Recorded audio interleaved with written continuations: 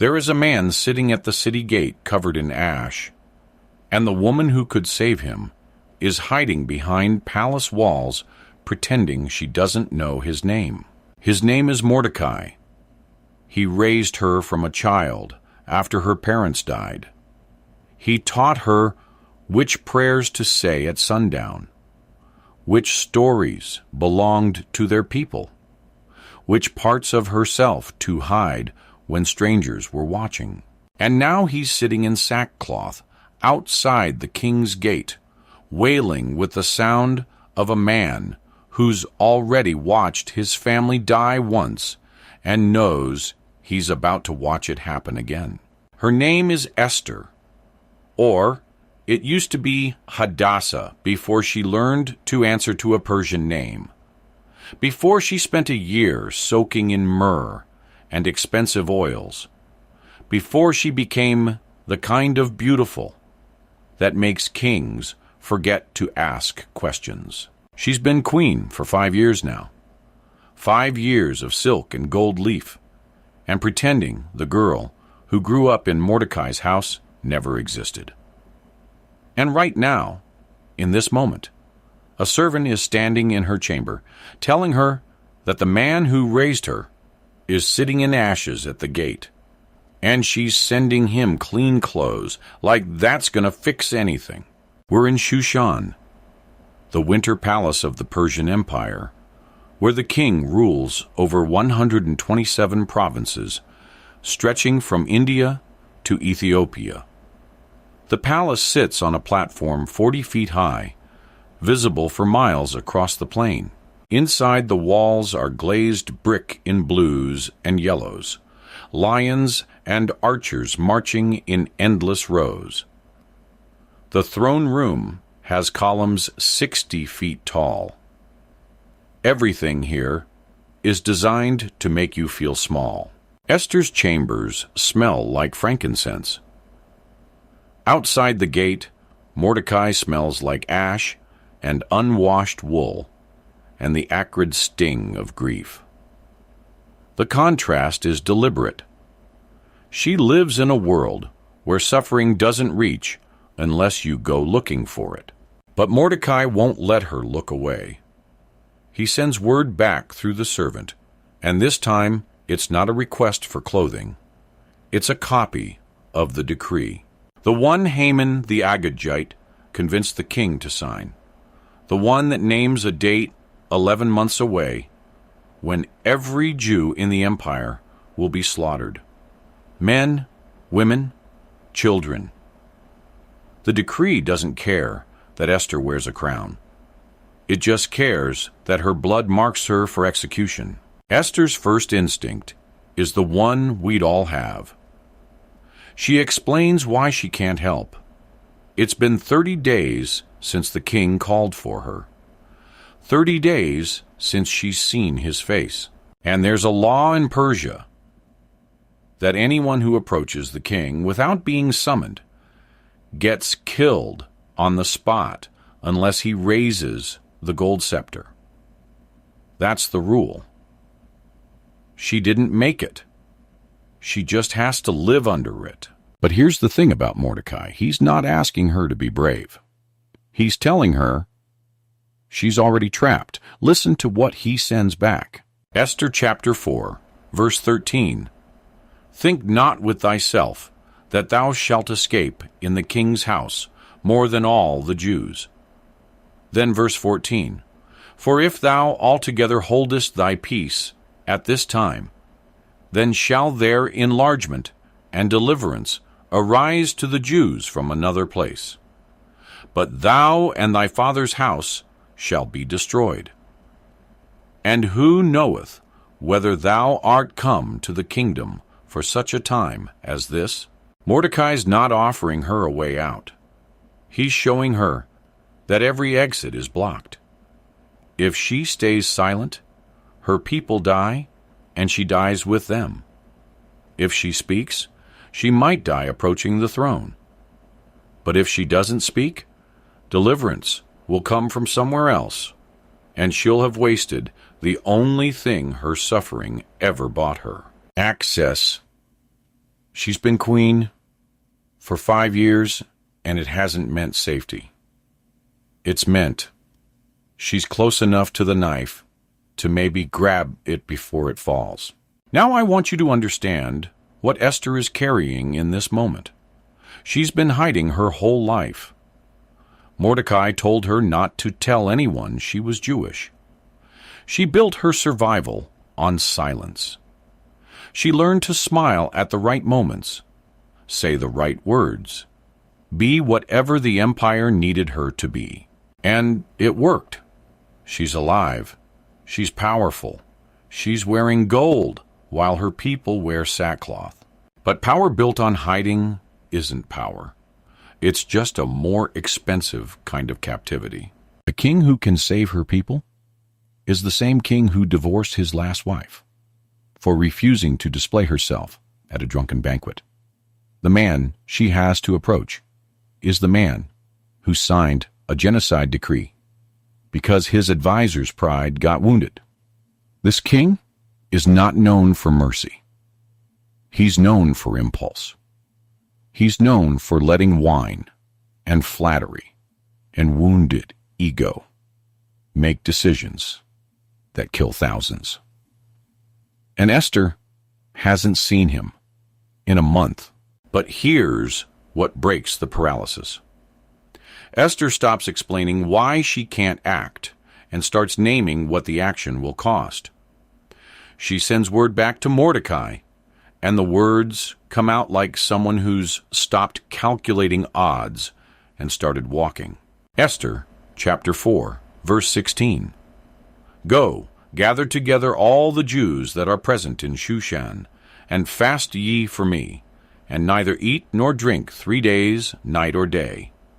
I also and my maidens will fast likewise. And so will I go in unto the king, which is not according to the law. And if I perish, I perish. If I perish, I perish. She's not hoping for a miracle. She's walking into the room where miracles either happen or they don't.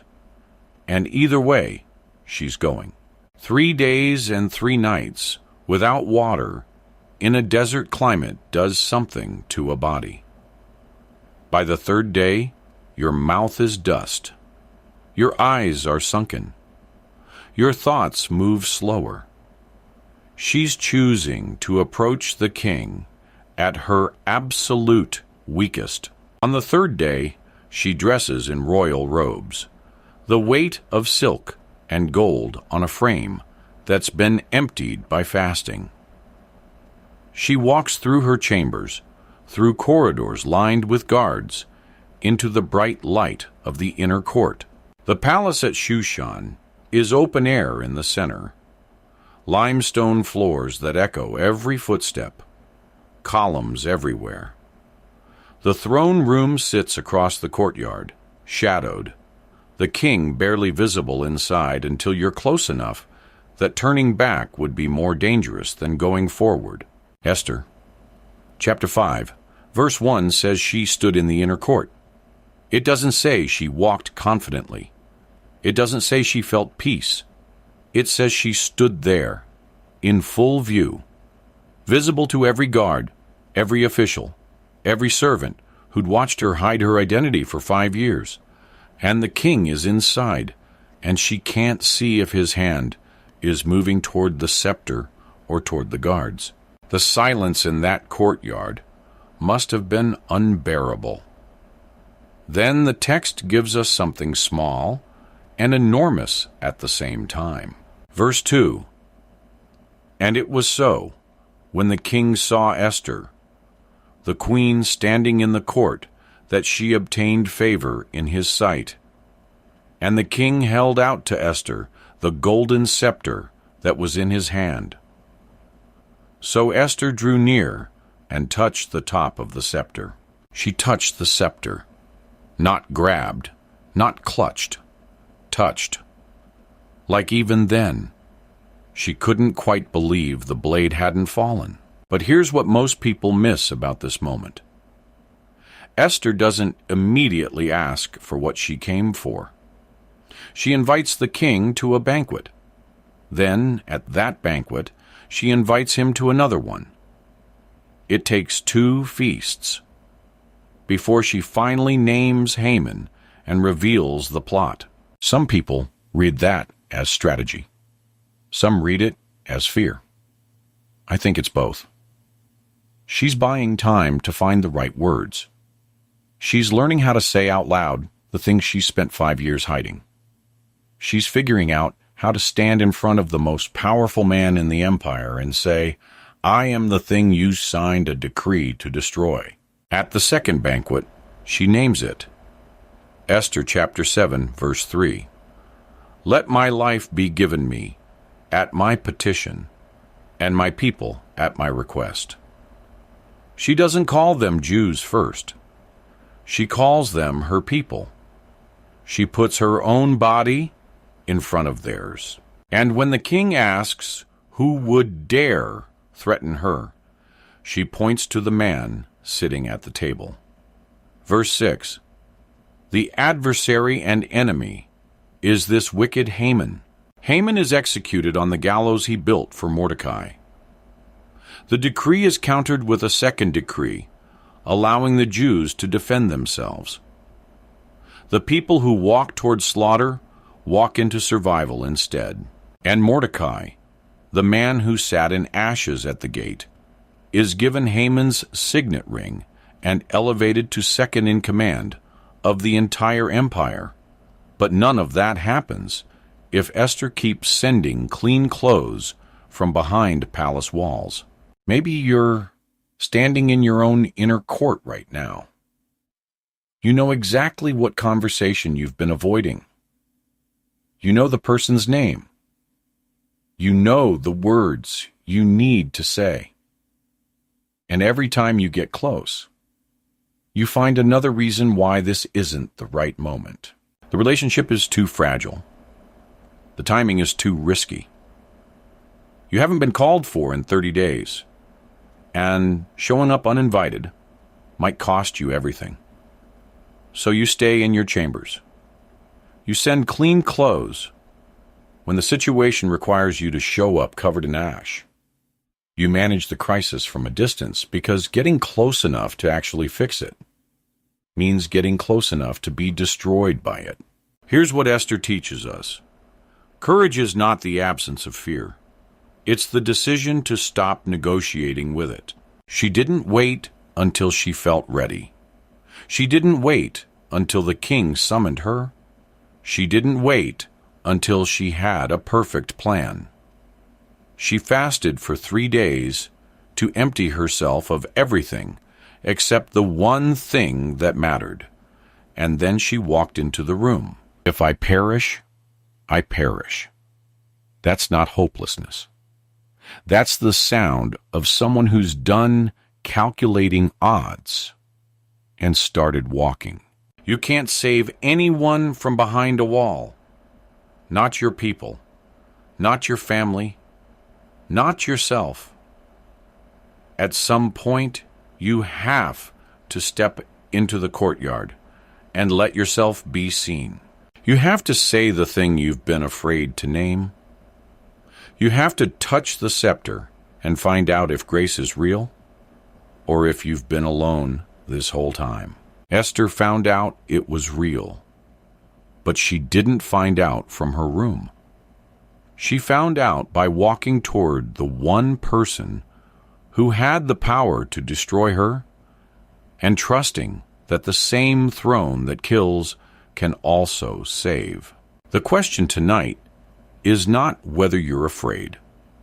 The question is whether you're going to keep explaining why you can't move, or whether you're finally going to stop sending clothes to the gate and walk out there yourself.